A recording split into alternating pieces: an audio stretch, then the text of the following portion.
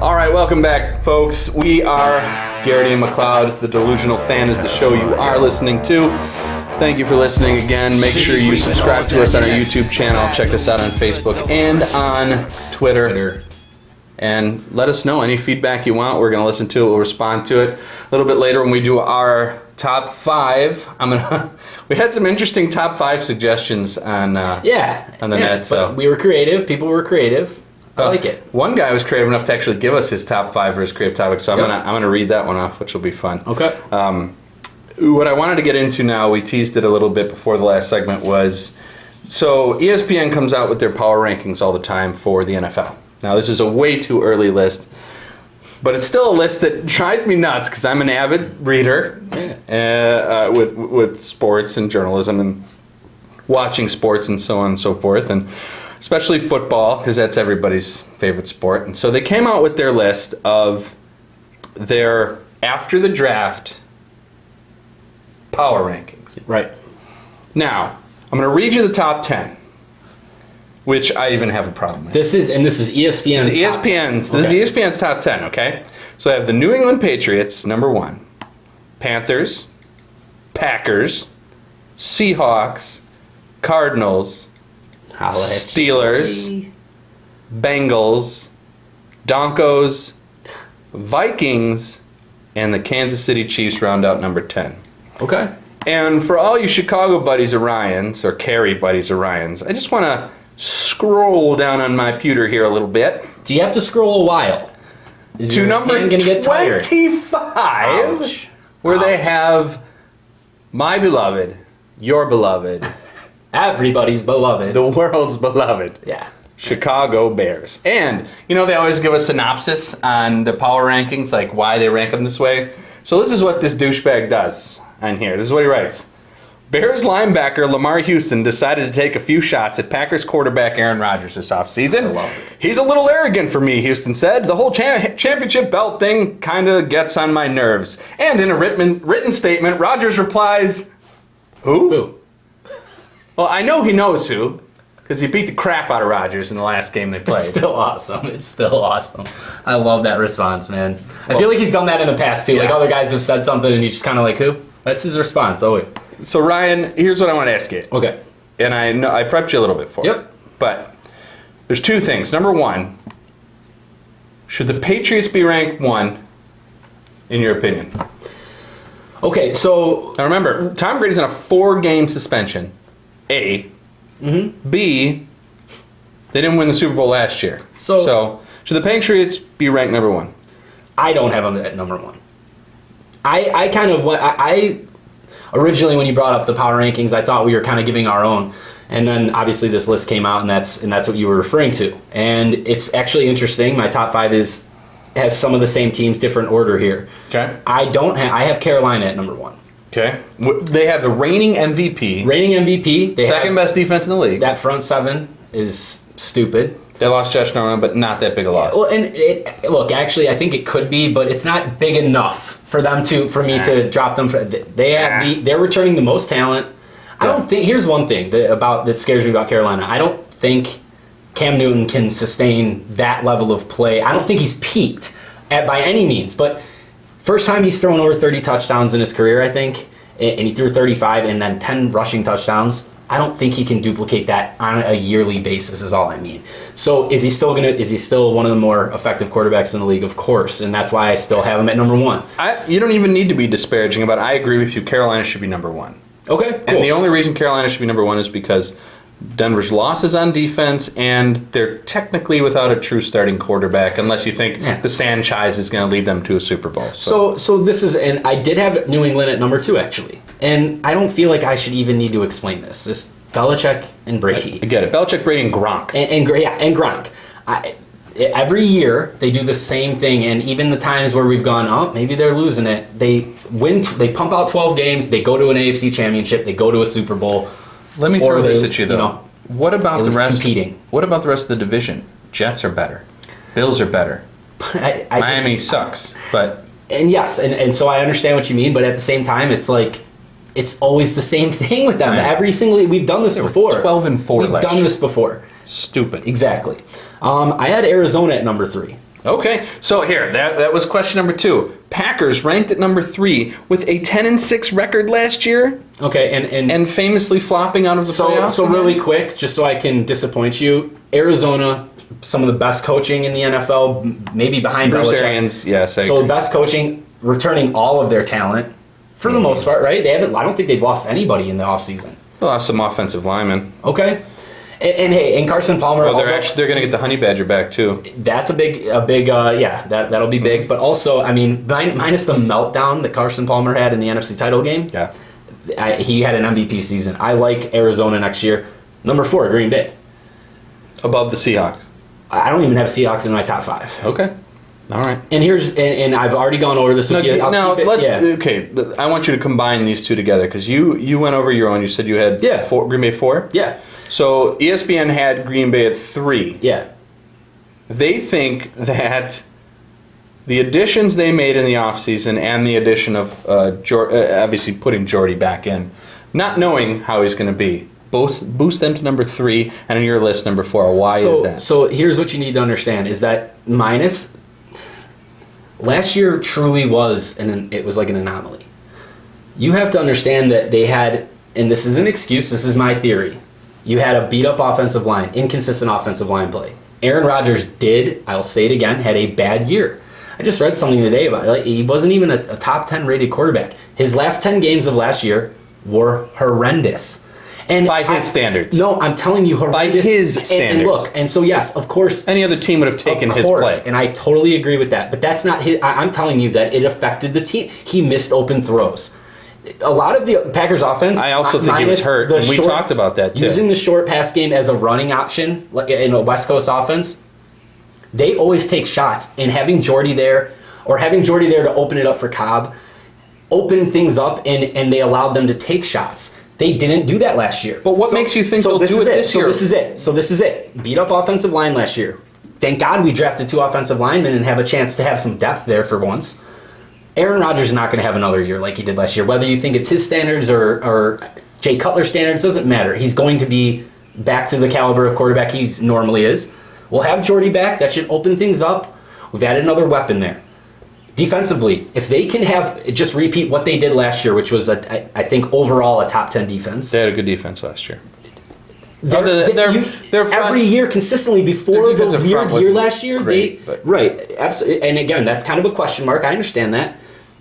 I just think if they can give us a slip, you got to keep in mind the years before this last year where they had that defense, right?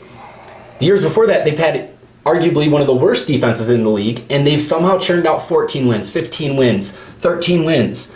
So if they have a decent defense next year, you get the regular Aaron back, depth at the offensive line. They're normally ranked number 1 or 2 after the draft just because of who they are. Here's why I'm going to disagree with you. Okay. Number 1, and I'm going to give you something first that you didn't even bring up. Aaron Rodgers, in my belief, and I told every Packer fan I knew, I thought was truly hurt last year. You did. And not doing anything about it. You did.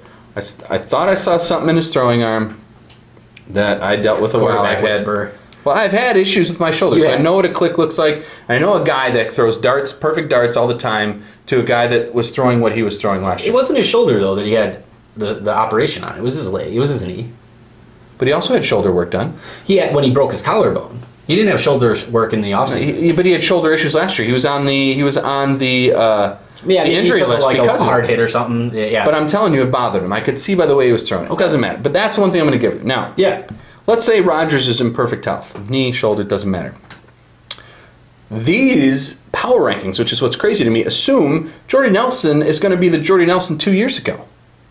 Mm-hmm. How many, and I consider Jordy Nelson a top 5 wide receiver, which everybody should. And even if Bear fans, if you deny it, then you're not paying attention. I have one good example already just in the chamber for you. But okay, I want to hear it.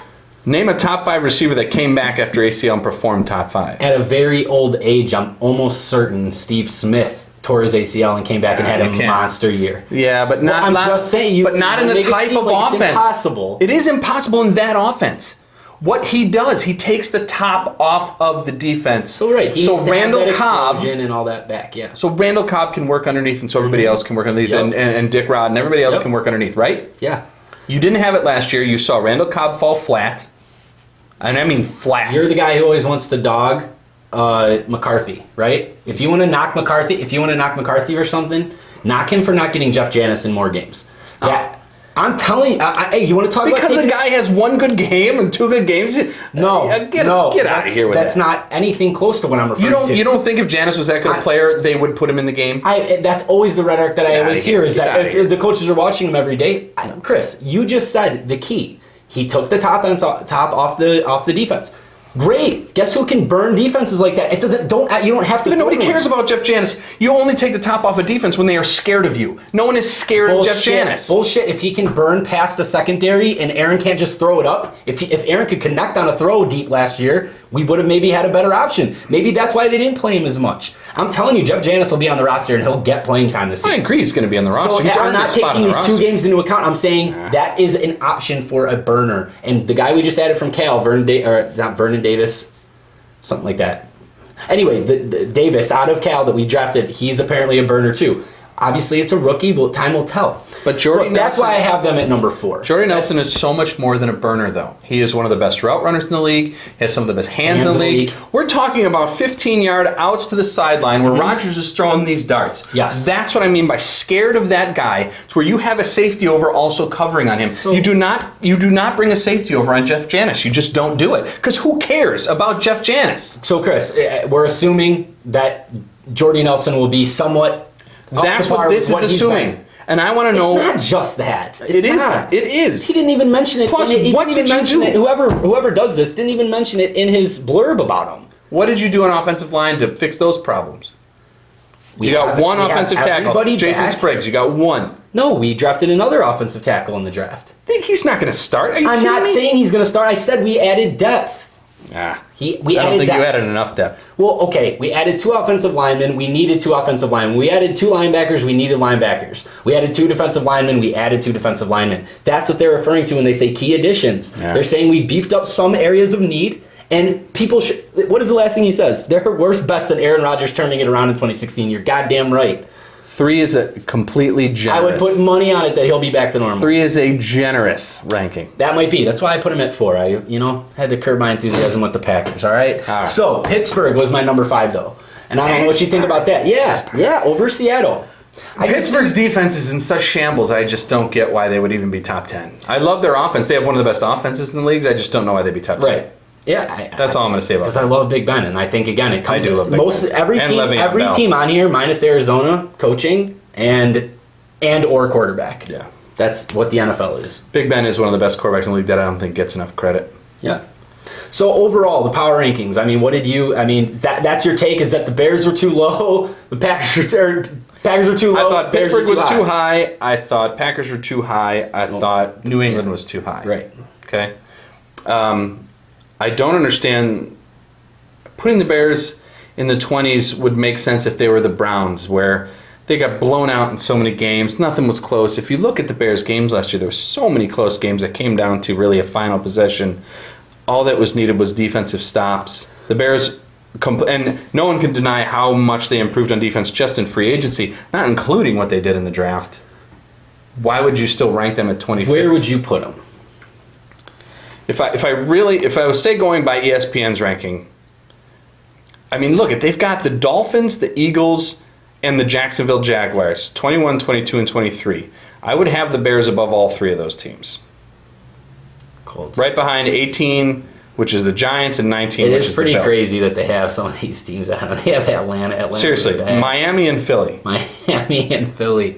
Yeah, they dogged you guys, man. So you agree? Dogged. I think yeah. I think your expectation. I think it's this guy's list, and he has a more outsider approach to it than you do. I think. And granted, I put Green Bay at 4, so maybe I'm a little biased. I don't think I have so much bias. Here's the thing: as much as I can bitch about that, I believe Green Bay is high. I also know the upside of Green Bay because a healthy Aaron Rodgers and a healthy Jordy Nelson, healthy offensive line changes the dynamic of the actual division. I mean. Because right now the Vikings are the top of the division. You can't deny it. They won the division. They're a good team with a great But the defense. division doesn't mean anything, remember, Chris? And they lost their playoff game, and we won ours. So who really was the better team? But why did they both lose? finish with the same? They lost wins. their playoff game because of shit weather. Oh, here we go. Shit weather and a kicker who missed a chip shot. Okay. Did they not? No, I just think it's They choked. I don't think you hate Minnesota as much as you hate Green Bay. I think I don't hate Minnesota at all, and I don't hate Green Bay at all. I hate Packer fans. So there you. That's what I mean. And I don't know any Minnesota fans because I don't think there's any around. Trust me, they suck. But all right, listen. Power rankings pissed me off. You're in love with them, and that's fine.